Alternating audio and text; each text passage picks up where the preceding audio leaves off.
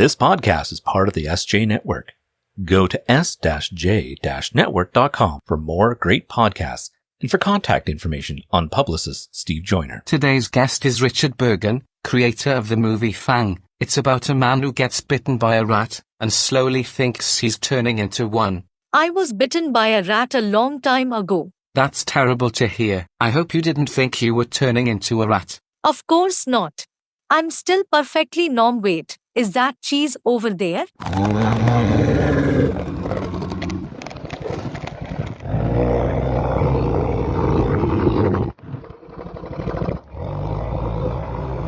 Attention, rebels of the Sherpalution. Today's podcast is being brought to you by Audible. You can get a free audiobook download and a 30-day free trial at www.audibletrial.com/Sherpa.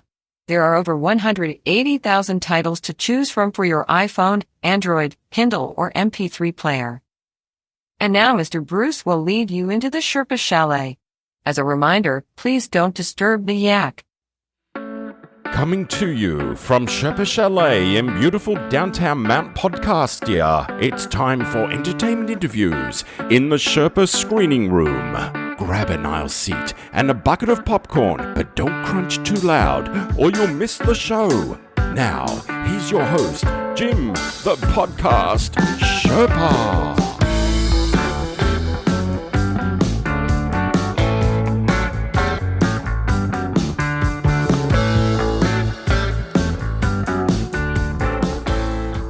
Hey there, Rebels, and welcome to the Sherpa Screening Room, a production of Too Many Podcasts and Sherpaloo Studios. It's all me once you put it all together anyway.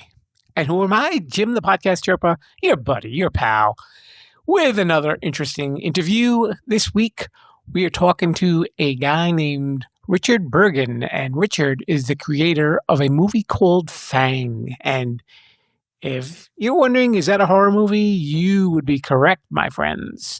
And it's a very interesting movie. And in our conversation, Richard tells me how he got the inspiration for the movie and how he managed to get everything all together. And as far-fetched as the story of a man possibly turning into a rat may sound, it actually is a little bit reflective of what's going on in Richard's life. I know this sounds a little unusual, but he will explain that to you in our conversation. I had a really nice time talking to the guy from Chicago, as they say, and we talked a lot about movies and what went into creating this movie. So let's have a listen. Hello there, Rebels. We are in the Sherpa screening room with a new face on the scene here.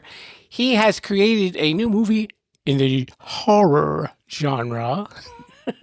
And we're going to talk about his new movie and everything that he has put into creating this movie. His name is Richard Burgin, and he's coming to us from Chicago via El Zumo. So, Richard, welcome to the show. Well, thank you, Jim. Thank you for having me. No problem. You're very welcome, sir. You've been a movie fan all your life? Yeah. Well, I didn't always know I wanted to be a director. I kind of started out, when I was a kid. Like, I went through a number of different phases creatively. Like, I went through a phase of, being interested, in music, being interested in writing, being interested in comedy, animation, and, lots of different stuff. And then one day I realized, I always think in pictures, I'm a very visual thinker. And then when I approach the, writing of the script, I always do it visually. So that's when I knew kind of that I was always destined to be a director. And I'd always been a fan of movies, but I think it was really, for me, realizing that this was like the best way to tell stories, because I've always been a storyteller, and then I realized that this is the way to do it. This captures, everything else. Were you always a fan of the horror genre, or did you really like all sorts of movies? I like all sorts of movies. Of course, I'm a horror guy too, but I like to draw inspiration, from a number of different sources. Because I figure if you're making a horror movie and then you're just watching horror movies, it might not be as fresh as if you're watching say something completely unrelated, because you can get ideas, from something totally different, and then you never know, that might end up like being relevant, to your horror premise or whatnot. Sure, I guess you could probably take like the simplest kid's story and turn it on its head and make a horror movie out of that too, right? Yeah, absolutely. Well, it's kind of like Fang. I mean, we have a talking rat that's like, Disney, like it's like the dark side of Disney. It's Ratatouille's evil brother. Yeah. Yes, and by the way, the name of the movie is called Fang. And why don't you let everybody know the parts that you're handling in creating this movie, Richard? Well, I wrote the screenplay for it last year over a period of 5 months, and then after that, I got my production team on board, and I said I'm going to direct the movie. And originally, I planned on acting in it too, but then I realized that's way too much. I can overestimate how many things I can do at once. Sometimes I'm like, okay, writing and directing is enough, and then I executive produced it too, and now I've been very kind of hands-on in the editing. I'm not the editor because that was another thing I thought I could do that I ended up outsourcing too. But I've been very kind of I've reviewed a lot of the edits in post-production, and it's really wonderful to see how the movie evolves, because from the beginning it was very kind of rough, and now I think we're just a few more edits away from nailing it down. And it's going to be such a beautiful feeling when it's done. It's going to be there's no better feeling than when you finish this huge project. People are eating their popcorn and screaming. Absolutely, and that's the best part. That is the best part. That's the payoff, right? Damn straight, yeah. How did you learn to do a lot of these things with writing and knowing how to direct a movie? That's no small feat. Well, I'm self-taught. I basically, the only education I've gotten in this, like on a technical level, was in high school. I took a creative writing class and a video production class in high school, and then after that, from there, I basically just figured things out on my own. It's kind of like it's trial and error. You do it, and then you realize, well, I could do this better.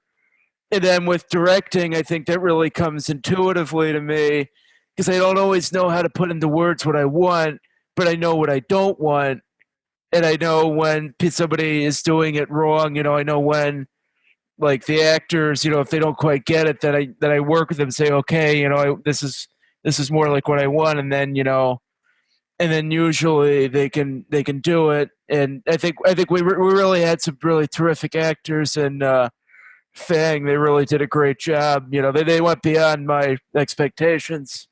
Tell a little bit about the story about the movie. I know you don't want to give too much away. No, yeah, the kind of general overview for the listeners. Well, it's kind of a horror drama where it follows this family, this blue collar family in Chicago, and the protagonist is a young man named Billy.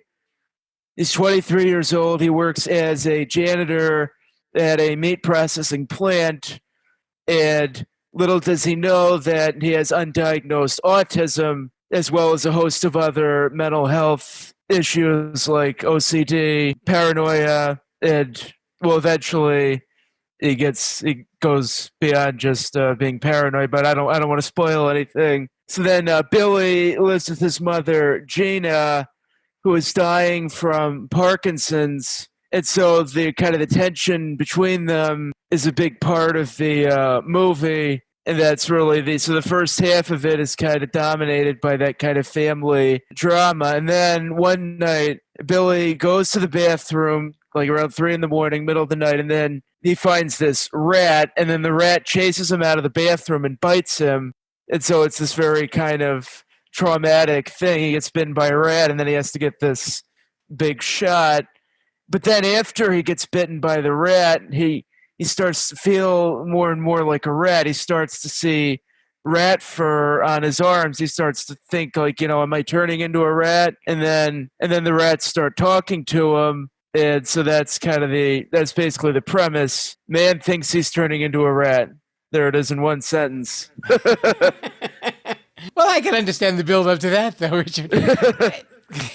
Was there anything that inspired you to create that story? I mean, it's definitely a very unique kind of, there's definitely a lot of psychological stuff just in your description as well. Oh, well, thank you, Jim. I'm glad you find it unique because I'm always trying to be sure that it's not too similar to something else. Yeah, I mean, yeah, because you have influences, but then I think you want to turn your influences into something unique. But as for what inspired me to write Fang, it was partly inspired by my personal life, my relationship with my dad, who also has Parkinson's, and I have high-functioning Asperger's, which was an influence on the character of Billy, although is a good bit more extreme than me. I'm not exactly insane, even if I act that way sometimes. Well, we're having a perfectly pleasant conversation here, so I'm not worried. No, thank you. Yeah, for now. If it gets a little scary and like the lights accidentally go off, well, what can I say? Yeah. Well, we're in different states, so you have a little 1,000-mile security blanket. Well, I don't like to take too many chances, Richard. So. Were there any directors that influenced you with their styles or anything like that? Or you really just kind of wanted to give it a very raw approach and just put your own spin on it and not be influenced by anybody? Well, I think to some degree it's impossible not to be influenced, because anybody who's seen, movies, anybody who loves movies is going to have these movies playing in the back of their head. So I would say that probably the number one influence for this particular movie would be Hitchcock. Like, I think it's kind of, you could say that, like, the mother-son relationship is a little bit like Psycho, only at the same time it's very different because it's a very different, time. It's a very different context. And I think, like any kind of surreal movie that is made nowadays, it's undeniable that there's definitely a strong Lynch influence as well. I think that, it's kind of hard to, I think David Lynch, I mean, people really underestimate just how much he's influenced as a director. And I feel like I'm influenced by him without even intending to. There's also a kind of, that was influenced, by Taxi Driver, kind of that Scorsese kind of grittiness, that urban kind of grime and filth. And so that was kind of, this is kind of like, so you could say it's kind of in the mold of a Taxi Driver, Psycho, and I guess whatever movie has a talking rat in it. It's kind of like all that kind of synthesizing in my head. We won't say Charlotte's Web. No.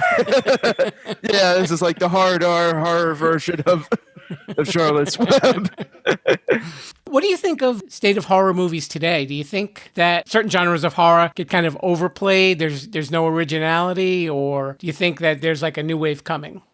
Well, I think that each era kind of has its trends, and what seems very fresh and original one day can seem kind of stale the next day. So I would say that I think the current trend in horror is kind of this art house horror. I think that's really kind of dominated things for the last 5 years. You have kind of these movies that it's like they're trying to make it seem more, artistic beyond, and not just like horror. But I think that, that there are limitations to that too, because you could say that Fang in a sense is kind of like that kind of a movie. It is kind of like an art horror film, but I think it's also very visceral. It's very raw, and I don't want it to be too kind of, I want it to be kind of a movie that, people who are really struggling can relate to because they can feel it. I want people to feel, what these characters are going through. I want them to feel the violence and madness of this kind of really twisted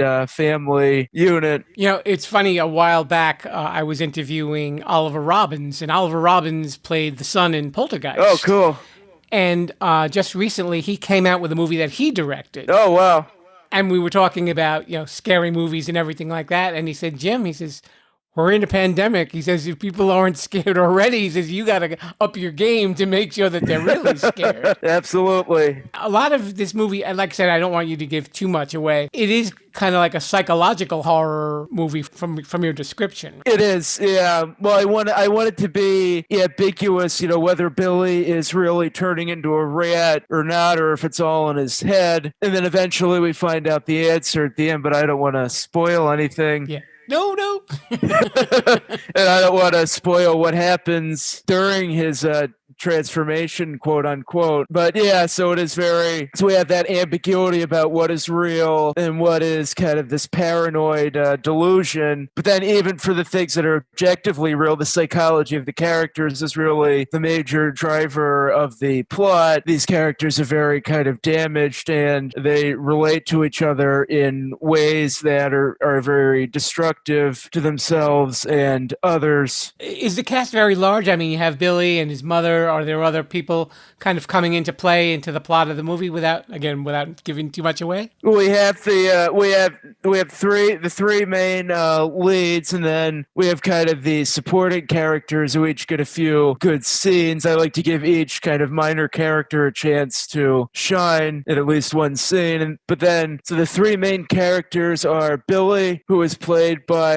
Dylan LeRae. He was an actor who auditioned for the role through Backstage here in Chicago. And then what really impressed me about his audition is that he was one of the few actors who understood that a lot of the role is nonverbal. Because it's like when I watched the different audition videos, everybody kind of wanted to do like the monologues. They wanted to showcase the line delivery. But Dylan really showed, that he could capture kind of the physicality of Billy, and that really stood out to me more than any of the other actors who auditioned. And then we have his mother, Gina, who is played by the veteran horror actress Lynn Lowry, who I'm sure many of your listeners will recognize. She worked with Cronenberg and Romero when she was younger. And then she told me when we were doing it that this is one of her favorite roles that she's ever done. It's like a huge range of emotion, so it's going to be really good. And then the third main character is Gina's caregiver, Myra, who is played by Jess Paul. And Myra is kind of the straight man in this family. She's like the most important character who's sane, and she is kind of trying to help Billy and Gina. Their insanity is kind of going, but it's kind of like beyond her capacity to understand and help. But she kind of makes this kind of noble effort to save them, and we'll find out soon enough if they can be saved. Okay. It's interesting what you were saying about the actor Dylan playing Billy, because you're saying you were really impressed by the facial expressions and not so much the fact that he could deliver a monologue. And I guess when there's something that's psychological like that, that's what, you've got to see what's going on in the character's mind. And it's whether it's a blank look on their face or that look of fear, I guess as he's looking maybe at his arms or his hands, and he's seeing that there's claws and there's the red fur, yeah, things in the mirror. It's like so much of acting is, non-verbal. A lot of it, having the right facial expressions is crucial, even, because you can deliver the lines in a bunch of different ways and make it sound natural. Like, as long as you make it sound natural, you're good. But if we don't see it in your face, if we don't see what you're going through in your face, then that's not really acting. You have to really kind of embody the character, and I could tell it was getting difficult for Dylan at times. It was very intense. We have a lot of intense emotional scenes in Fang, and that doing that day after day could be really hard. And some of the filming locations, we filmed in Chicago in January and February, so the weather was sometimes an issue. A little windy and cold there, my That's friend. Right. Were there other projects that you had wanted to do apart from Fang? Were you writing other things, or was this your main focus from like the time that you got out of high school?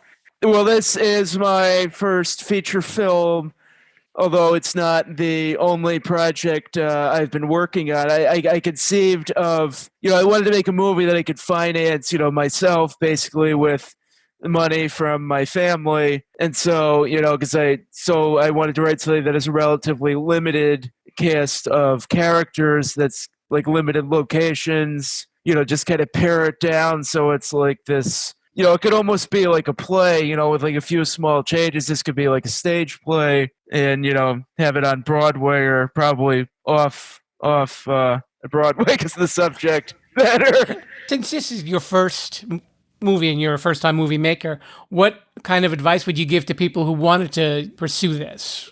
What should they do? Well, my first advice would be write something that could be filmed as inexpensively as possible. The cheaper it is to make, the more likely it is to get made.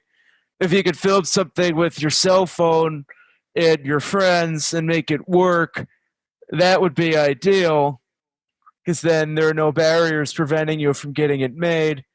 But if you're writing something that has these huge CGI set pieces, you might think that's what Hollywood wants, and that is what they want. They just don't want it from you because you're an unknown filmmaker, so you have to kind of start with the lower budgets and then work your way up, and gradually you'll get offered more money to make movies. That would be my top piece of advice. Was that how a lot of your movie was filmed? Did you use like iPhones and everything like that? No. We had a little bit bigger budget than that, but I know that a lot of people are struggling, during the pandemics. That's why I threw the iPhone thing out there. The reason why I ask is I interviewed a guy named Colin Bressler, and he was a cameraman on a lot of reality TV shows, and he wanted to really venture out and do his own movies.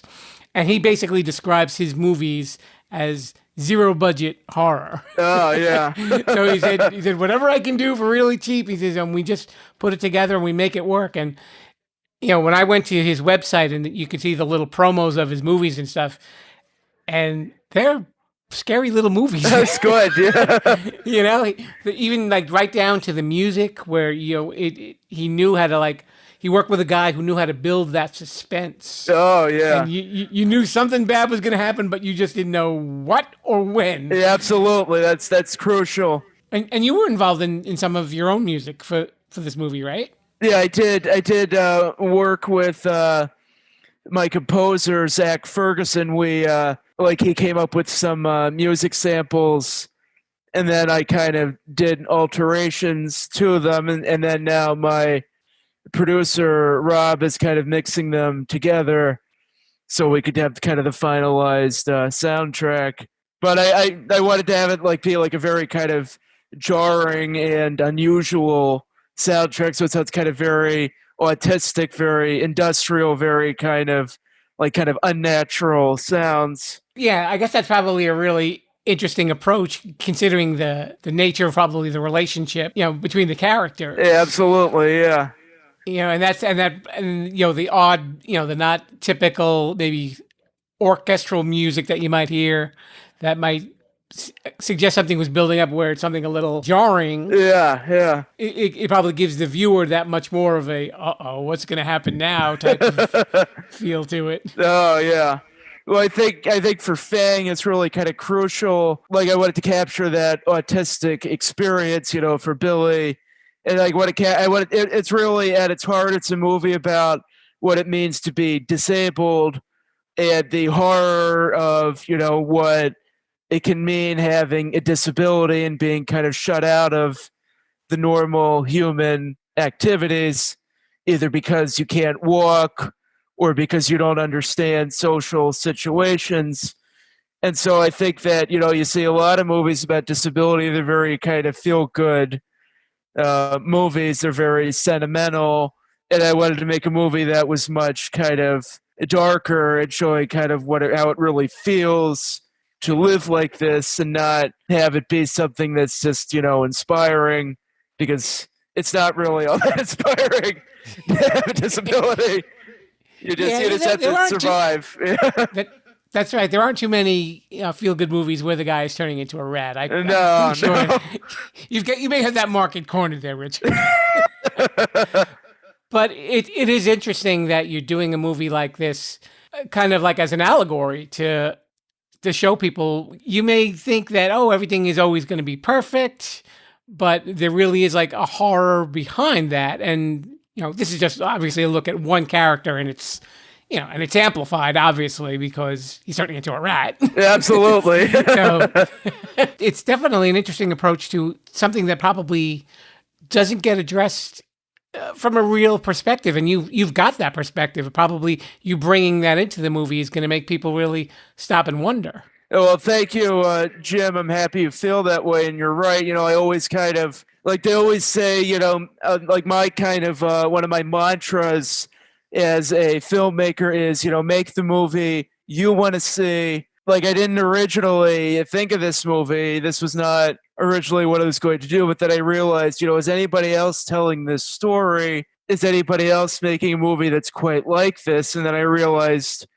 well, no, this is really different, from most of what you see out there. So then I realized, well, I have to do this. I have to tell this story, and I have to tell it in a way that's real and captures, through this kind of surreal nightmare, capture the reality of what these people are going through. I guess you're also lucky in a sense that if this were like a studio-made movie by a large studio, sometimes the heads of the studio, they don't like this. And you should change that. And, this person is too scary. Let's make him less scary. But because, this is an independent film from you, your vision gets to come through head and shoulders above everything else. 100%. Yeah. Oh, even then it's still collaborative. Like I really, I'm really grateful for, all the people I've worked with on making Fang who are willing to challenge me on different things, because if people aren't willing to challenge you and maybe your instincts are a little bit off at some point, then it's hard to really get it as good as it can be.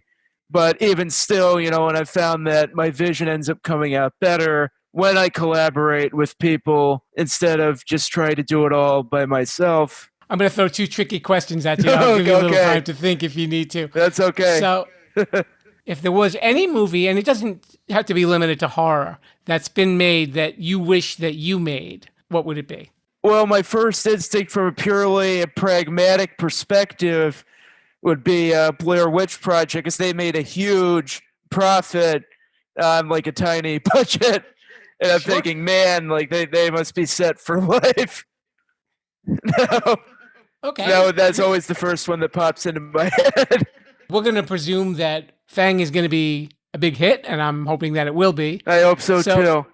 If you wanted to do another kind of movie, was there anything that you would be leaning towards doing? Any style of movie or anything like that? Would you want to do more horror?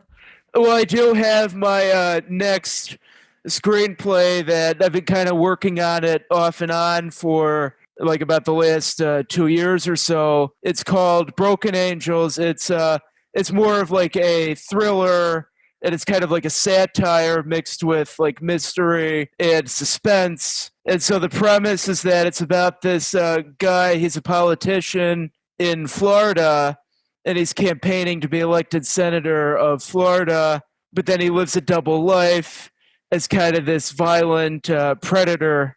And that is about as much as I can reveal about it without... You don't want your audience able to sleep tight, do you? No. No, so it's kind of more of like a crime story than Fang. It has more of a broader scope with kind of this criminal underworld that we follow this detective and his sister as they kind of getting drawn into this kind of tangled web of this kind of sick politician. It's somewhat like Fang, but also very different. And I look forward to filming in Florida instead of in Chicago in the winter. That should be a more pleasant film shoot. You kind of lose the credibility when you've got the Florida senator standing in a 20 below windy day. Yeah. Freak weather coming to Florida. I don't know why. Oh, yeah. All right. I know that you don't have a definite release date, but you are in post-production with the movie, and this interview will be on in the fall. So what I can do, when it does come out, you can get in touch with me and I can let our listeners know that it's out. And by what means, are you going to release it to movie theaters, or do you want it to go the streaming route, or what is your plan with that?